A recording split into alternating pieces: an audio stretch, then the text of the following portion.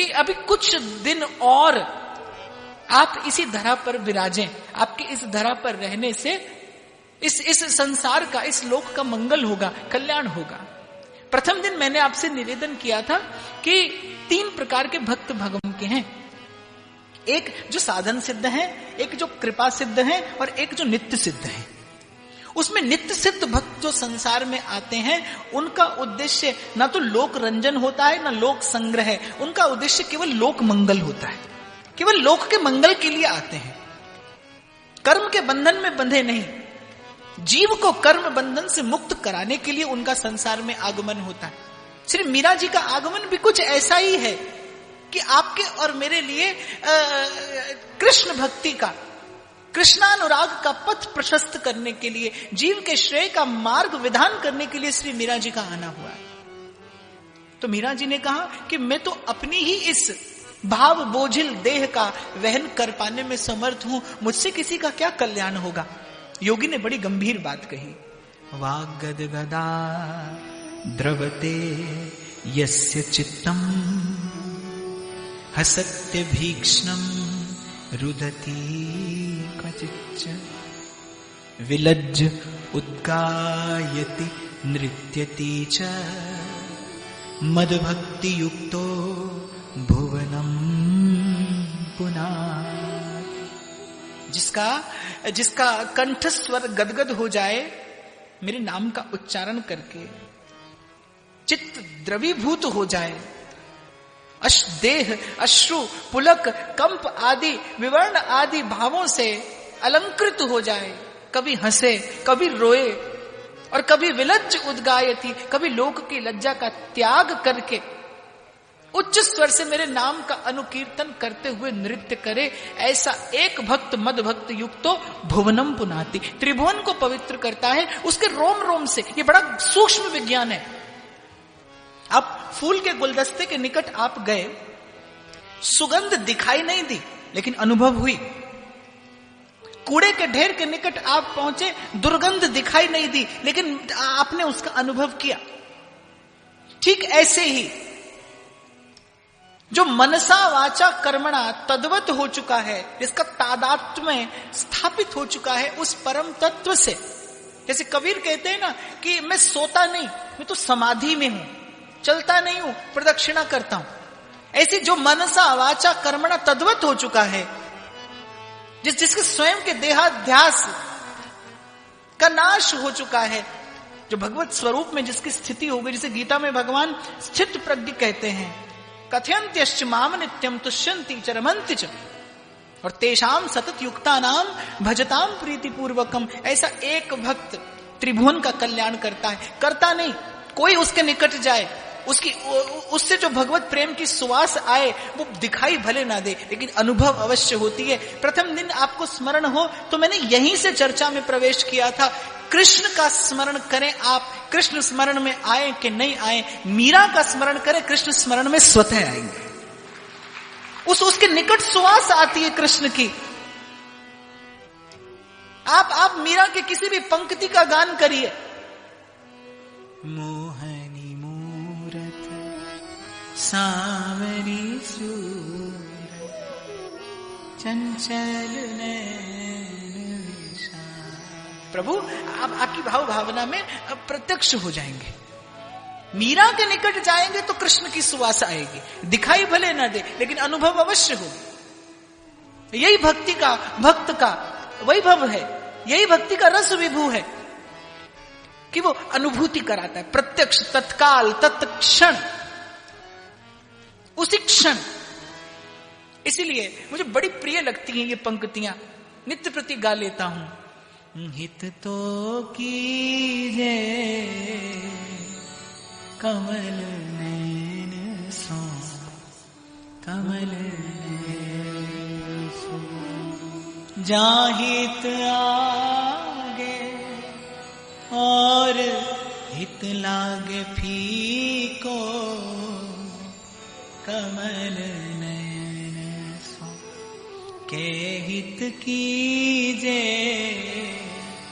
साधु संगति सो, साधु संगति सो। जावे कलमश जी को कमल नयन सो। तो योगी ने कहा कि आप रहें यहां, आपके रोम रोम से ऐसे भाव परमाणु विकीर्ण होते हैं जो इस सृष्टि का अनायास मंगल कर जाते हैं, मंगल का विधान कर जाते हैं। और स्मरण करते हुए मैं आगे बढ़ूं, मैंने निवेदन किया था आपसे, आज भी और आज के पश्चात भी कभी भी आपको इस प्रकार कथन श्रवण स्मरण का अवसर मिले तो अपने मन में कहीं ना कहीं एक कृतज्ञता पूर्ण धन्यवाद प्रभु के चरणों में अवश्य निवेदन करिएगा, क्योंकि ये आपका मेरा उद्यम या पुरुषार्थ या प्रयास नहीं। कहीं किसी गिरी कंदरा में कोई संत जब मानवता के हित के लिए, लोक के मंगल के लिए एक निष्काम भाव धारण करके भजन करता है, उसके रोम रोम से ऐसा परमाणु निकलता है जो आपके और मेरे लिए सत्संग का विधान कर देता है। एक निष्काम संत की भावना, जहां हमारे मनीषियों ने पहुंचकर विश्राम पाया है। लोका समस्ता सुखिनो भवन्तु। अद्भुत भावना मानस सिखाती है। इसीलिए तुलसी कहते हैं सबते सेवक धर्म कठोरा। सेवक कैसा? केवल मंदिर में भगवान की मूर्त की सेवा करे सो सेवक नहीं, केवल सुंदर मस्तक पर तिलक और कंठी धारण करे सो वैष्णव नहीं। नरसी कहते वैष्णव जन तो तेने कहिए जे पीर पराई जाने, पर दुखे उपकार करे सोए मन अभिमान न आने दे। सेवक कैसा? मैं सेवक सचराचर रूप राशि भगवन। इसीलिए कल गोविंद प्रभु की सन्निधि में जयपुर निवासियों से मैंने निवेदन किया था। अच्छा, एक बार हाथ ऊंचा कर बताओ आप कितने लोग मेरे संग में शामिल हुए। आप सबका बहुत बहुत धन्यवाद, आपने मेरे सद्भाव में सहयोग दिया। पर बहुत विचार करने के बाद चित्त इस चिंतन, इस निष्कर्ष पर आप पहुंचा। श्री हितरिवंश महाप्रभु आरंभ करते हैं अपनी उपासना का। मन को ले जाना है कहां? जहां विराजे राधा रानी, अलबेली सरकार कन्हैया लीचर। अब नौका भी लगी है और पल्ली पार ले जाने वाला भी सन्मुख है। हाँ, पर थोड़ी उतराई देनी पड़ती है। आप नौका में बैठेंगे उस पार तो ले जाएगा, थोड़ी उतराई देनी पड़ती है। और इस मल्लाह का स्वभाव ऐसा है, इस केवट का स्वभाव ऐसा है कि उतराई पहले ही लेता है। क्योंकि जीवा स्वभाव तो दुष्टा, जीव स्वभाव से दुष्ट है। ले लेने के बाद अब नानुकर हो तो कौन माथा लगाए, सो कहता है उतराई पहले ही दो। और उतराई कैसी है? सब सोहित निष्काम मति श्री वृंदावन विश्राम। कल भी मैंने निवेदन किया था कि प्रेम का पान करने के लिए भी उसे किसी पात्र में धारण करना आवश्यक है। जीवन में रसानुभूति हो, पर रसानुभूति स्थिर हो, इसके लिए पात्रता आवश्यक है। कृपा कृपा सब कोई कहे, फिर कृपा पात्र नहीं कोई। कृपा पात्र सोई जानिए जो आज्ञावर्ती होए। इसीलिए बाप, एक बात मैं आपसे अवश्य निवेदन कर दूं। आज परिस्थिति ऐसी हुई है कि एक आपको प्रभु के सन्मुख करने वाली पद्धति है और एक मनमुख करने वाली पद्धति है। मैं व्यासपीठ से आपको अवश्य ये अत्यंत विनम्रता के साथ आपको संदेश देना चाहूंगा। यदि आपको वस्तुतः आपका उद्देश्य शुद्ध है, शुभ है, तो एक आवश्यकीय बात आपके जीवन में हो कि आपके जीवन में किसी ना किसी आचार्य की परिपाटी का अनुगमन अवश्य हो। आप मनमुखी चाल मत चलना। श्रीमद् भागवत कहती है, श्रीमद् भागवत ये घोषणा करती है कि भक्ति वही फलीभूत होती है जो श्रुति और शास्त्र से सम्मत हो और आचार्य पथ की अनुगामिनी हो। जो भावना वो फलीभूत होती है। यत् श्रद्धया श्रुतवत्या च भक्त्या समृज्य माने हृदये वधाए। वो भावना जो आचार्य पद्धति से आपके जीवन में आएगी वही आपके अंतःकरण का मार्जन करेगी। इसलिए जीवन में आचार्य का अनुगत्य होना अत्यंत आवश्यक है। किसी का भी हो, आपकी रुचि प्रभु के जिस रूप में हो, आपकी रुचि प्रभु के जिस नाम में हो। आप देखिए, मीरा जी के मन में गुरुदेव को प्राप्त करने की ललक जगी, आवश्यकता नहीं थी, उन्हें तो कृष्ण सहज प्राप्त है, नित्य प्राप्त है। गिरिधर से जब निवेदन किया तो गिरिधर ने स्वप्न में संकेत भी किया कि कृष्णम वंदे जगत गुरु, मैं विराजमान हूं, पर फिर भी मन का मनोरथ जाना प्रभु ने तो पूर्ण किया। रैदास जी के श्री चरणों में मस्तक रखा और फिर मीरा जी ने गाया कि वस्तु अमोलक दी मेरे सदगुरु, कृपा कर अपनाए। आचार्य का अनुगत्य आवश्यक है आपके जीवन में, यदि आप ये चाहें कि आपकी भाव भावना सही दिशा में आगे बढ़े। अभी आज तो क्या हुआ है ना कि मैं तो बड़ी क्षमा याचना के साथ कहता हूं महाराज कि आज एक दफ्तर में चपड़ासी भी लगना हो तो एक योग्यता चाहिए। आपसे पूछा जाएगा भाई 10-12 पढ़े हो कि नहीं पढ़े हो, पर ऐसी विडंबना आज देखने को मिलती है, व्यासपीठ पर बैठने वाले से कोई योग्यता नहीं पूछता, उसे किसी योग्यता की आवश्यकता नहीं है। यहां पर बैठिए, मनचाही बात बोलिए, मनचाही बात का लोक को, समाज को निर्देश कर दीजिए, और जैसे जिसमें सिपाही बनने की योग्यता भी ना होवे और वो सेनापति बनके और युद्ध लड़ने निकले तो पराजय निश्चित है। मैं आपको सावधान करता चलूं कि आपने जन्म जन्मांतर से केवल धन संपत्ति ही नहीं, श्रद्धा और विश्वास भी अर्जित किया है। उस संपत्ति को यूं ही मत खर्च कर दीजिएगा।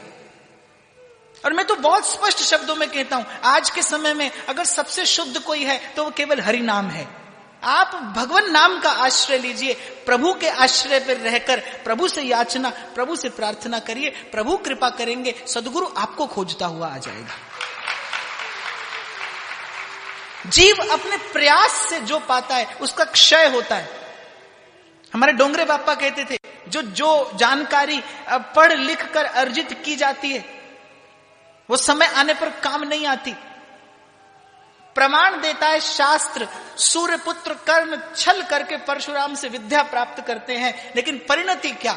परशुराम कह देते कि जब समय आएगा, जब आवश्यकता पड़ेगी और तू विस्मरण कर बैठेगा इस विद्या का।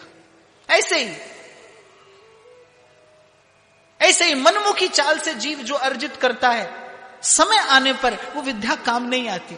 और मुझे लगता है अध्यात्म की विद्या काम तभी आई, नहीं तो जन्म जन्म मुनि जतन कराही, अंतराम कही आवत नाही। अध्यात्म की विद्या तो काम तभी है कि जब, इसलिए सूरदास तो कहते हैं प्रभु मेरा भरोसा मत कीजिएगा और मैं जो करूं उसका उत्तर मुझे तभी दीजिएगा, बस अंत समय सुध लीजिए। उस समय आप मेरा स्मरण कर लीजिएगा, उस समय आप मुझे याद कर लीजिएगा। तो आपके जीवन में कोई परंपरा हो, आपके जीवन में किसी सुदृढ़ आचार्य की परिपाटी हो, तो आपकी भाव भावना सफलीभूत होगी, फलीभूत होगी। मनमुखी चाल मत चलिएगा।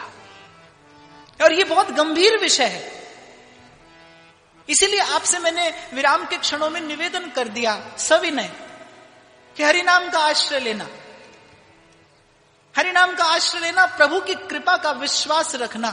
जिस दिन आप पात्र बनेंगे, आपके द्वार पर सदगुरु आएगा। ये वो मार्ग है जहां पर पिपासु को एक क्षण के लिए भी वंचित नहीं रखा जाता। एक शायर कहता है, आग में जो जल जाए वो झेर नहीं होता, और अपनी ताकत पे जो इतराए वो शेर नहीं होता। और भरोसा रख दरबारे इलाही का वंदे, वहां देर भी नहीं होती और अंधेर भी नहीं होता। आप अपने प्रयास से जो अर्जित करेंगे वो क्षीण हो जाएगा। हमारे मानव सेवा संघ के श्री शरणानंद जी महाराज कहते थे कि जिसकी गति मति रति भगवान के चरणों में स्थिर हो जाती है, बड़ी प्रिय लगती मुझे उनकी बात, उनका ये वाक्य कि जिसकी गति मति रति भगवत चरणों में स्थिर होती है, उसके हृदय में श्रुतियों का ज्ञान स्वतः प्रकट होता है। श्रुतियां अपना ज्ञान उसके हृदय में स्वयं प्रकट करती हैं। एक ज्ञान पुस्तक के आश्रय से जन्म लेता है, और जो जन्म लेता है सो मरेगा। और एक ज्ञान का भगवत कृपा से उर अंतर में प्राकट्य होता है, और जब प्राकट्य होता है तब नारद कहते हैं सतरति सतरति स लोकांस तारयति। आप जपे और औरा नाम जपावे। प्रसंग आया तो मैंने निवेदन कर दिया आपसे कि आपके जीवन में आचार्य की परिपाटी हो। योगी कह गए कि कुछ काल और रहिए, लेकिन वृंदावन की वो भाव भावना सहन करना कठिन हो गया। प्रभु की प्रेरणा पाकर चल दी मीरा जी दासियों के संग द्वारिका की ओर। और द्वारिका पहुंचकर महल चढ़ चढ़ जो मेरी सजनी, कब आवे महाराज, सुनी हो मैं हरियावन की आवाज, हरियावन की आवाज, सुनी हो मैं हरियावन की आवाज, हरियावन की आवाज। महल चढ़ चढ़ जो मेरी सजनी, महल चढ़ चढ़ जो मेरी सजनी, कब आवे महाराज, कब आवे महाराज, सुनी हो मैं हरियावन की आवाज, हरियावन की आवाज। धरती रूप नवा नवा धरिया, धरती रूप नवा नवा धरिया, इंद्र मिलन के काज, इंद्र मिलन के काज। मीरा के प्रभु हरि अविनाशी, मीरा के प्रभु हरि अविनाशी, बेग मिलो महाराज, सुनी हो मैं हरियावन की आवाज, हरियावन की आवाज। महल चढ़ चढ़ जो मेरी सजनी, महल चढ़ चढ़ जो मेरी सजनी, कब आवे महाराज, कब आवे महाराज, सुनी हो मैं हरियावन की आवाज, हरियावन की आवाज, हरियावन की आवाज, हरियावन।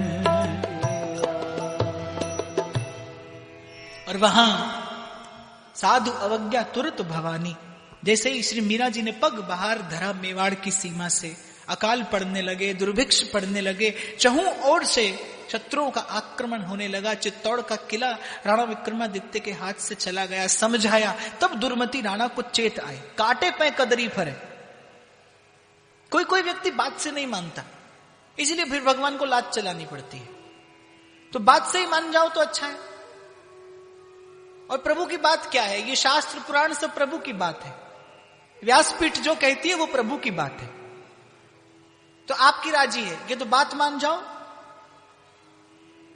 नहीं तो आप समझदार हो, मैं क्या कहूं। अच्छा है बात ही मानो, बात बन जाएगी बात मानने से। तो राणा जी को समझ में आई, भेजा ब्राह्मणों को कि जाइए किसी प्रकार बाईसा को लिवा लाइए, लौटा लाइए। ब्राह्मण आ गए द्वारिका। मीरा जी की भाव दशा बिल्कुल वैसी, कहा करूं कछु बस नहीं मेरो, पाख नहीं उड़ जावन की, मीरा के प्रभु कब रे मिलोगे, चेरी भई तेरे दामन की, चेरी भई तेरे दामन की, कोई कहियो रे हरियामन की मन भावन की कोई कहियो रे हरि। ब्राह्मणों ने आकर चरण पकड़ लिए कि भाई साहब अब आपके लौट चलने पे ही मेवाड़ का कल्याण संभव है। राणा जी ने भेजा है। अत्यंत अत्यंत विनम्रता के साथ बारंबार आपके श्री चरणों में क्षमा याचना करते हुए मीरा जी ने कहा, जब मेरा कोई अपराध ही नहीं किया किसी ने, तो मेरे कारण विपत्ति कैसे आ सकती है।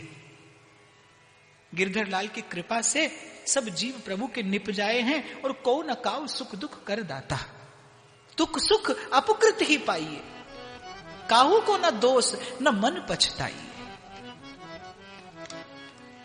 अत्यंत सरल मना चित्त का ये उत्तर सुनकर ब्राह्मणों की आंखों से अश्रु झरने लगे कि कितना कष्ट विक्रमादित्य ने कुमरानी सा को दिया, लेकिन इतना कष्ट पाने के बाद भी निश्चल मन क्या उत्तर देता है कि सुनिए, दुख सुख अपकृत ही पाइए, काहू को न दोष न मन पछताइए। मेरे मन में किसी के लिए कोई क्षोभ नहीं है, अब तो केवल प्रभु के चरणों में विश्राम पाने की इच्छा है।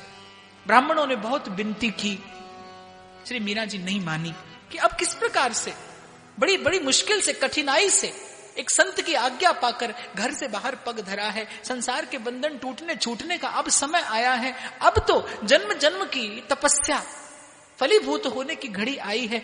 ये कौन सा मेरा कर्म उदय हुआ आया प्रभु जो आप मुझे पुनः संसार की राह दिखाते हैं। जब नहीं माने ब्राह्मण, एक बड़ा अंतिम परंतु अत्यंत गंभीर सूत्र प्रतिष्ठित करती है ये कथा कि भगवान के द्वार के भगवत चरणारविंद के अत्यंत सन्निकट पहुंच जाने पर भी माया अपना कार्य करती है। आ गए ब्राह्मण, वही राणा जो कल तक प्राणों का हंता बना बैठा था, जो प्राणों का शत्रु था, आज बार बार चिरौरी विनती कर और वापस बुलाने के लिए भेज दिया उन शत ब्राह्मणों को।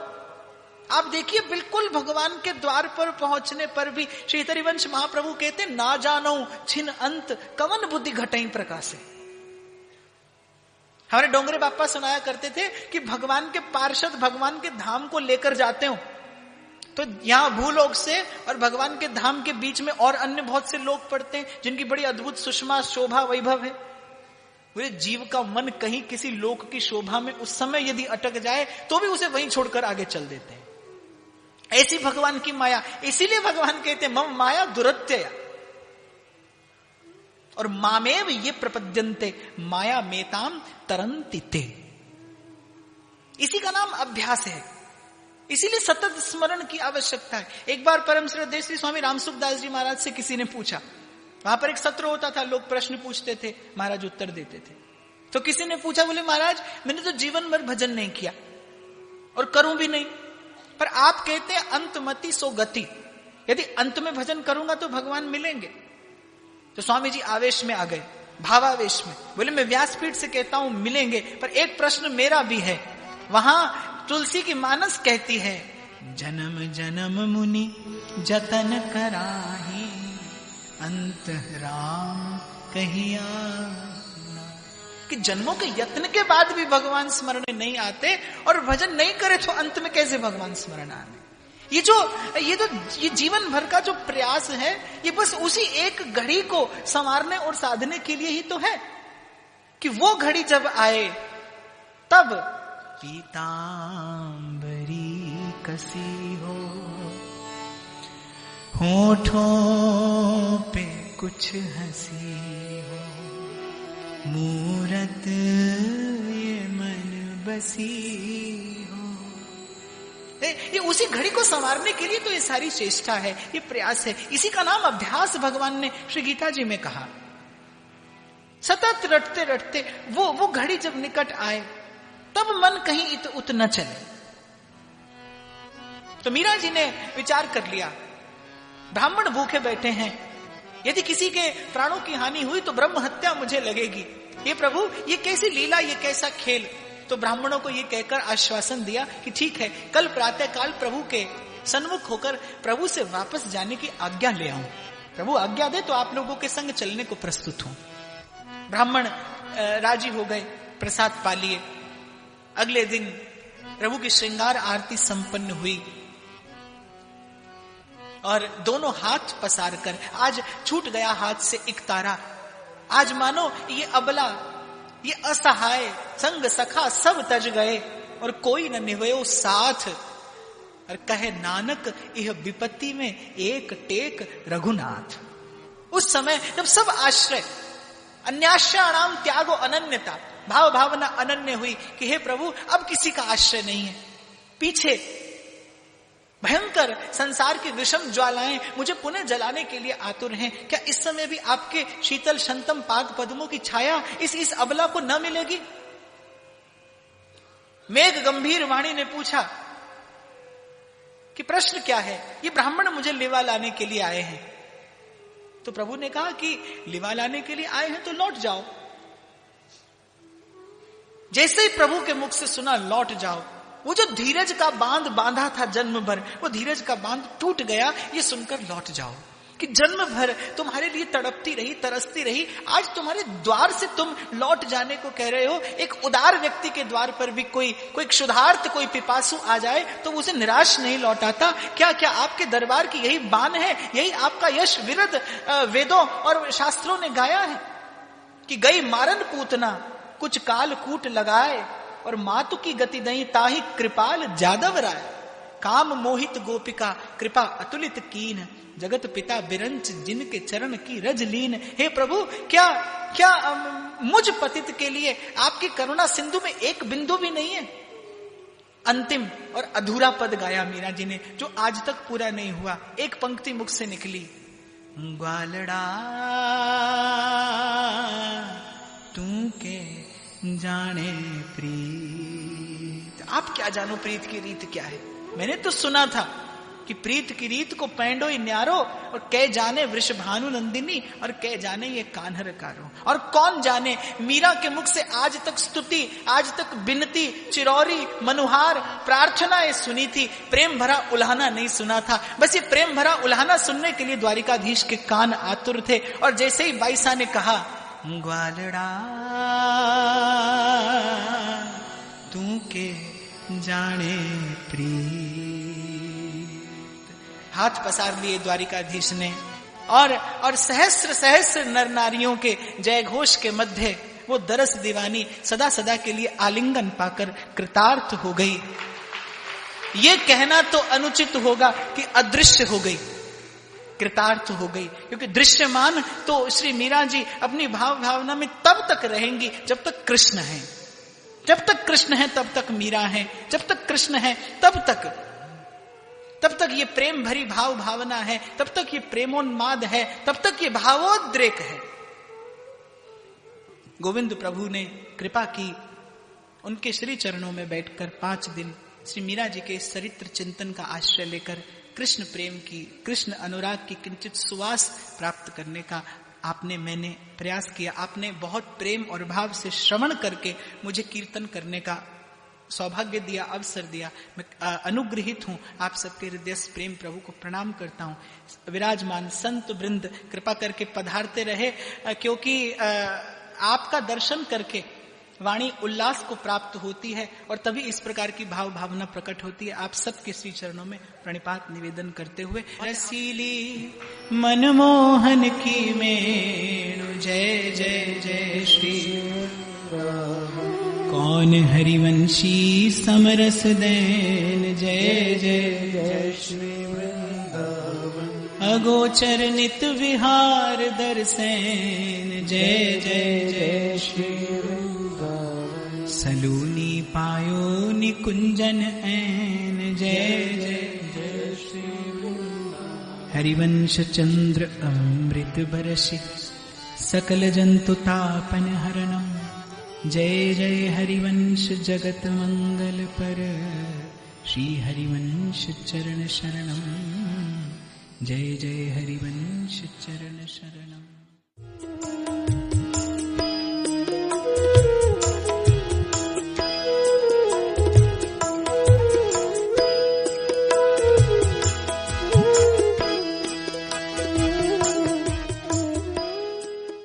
कि अभी कुछ दिन और आप इसी धरा पर विराजें, आपके इस धरा पर रहने से इस संसार का, इस लोक का मंगल होगा, कल्याण होगा। प्रथम दिन मैंने आपसे निवेदन किया था कि 3 प्रकार के भक्त भगवान के हैं। एक जो साधन सिद्ध है, एक जो कृपा सिद्ध है, और एक जो नित्य सिद्ध है। उसमें नित्य सिद्ध भक्त जो संसार में आते हैं, उनका उद्देश्य ना तो लोक रंजन होता है, ना लोक संग्रह है। उनका उद्देश्य केवल लोक मंगल होता है, केवल लोक के मंगल के लिए आते हैं। कर्म के बंधन में बंधे नहीं, जीव को कर्म बंधन से मुक्त कराने के लिए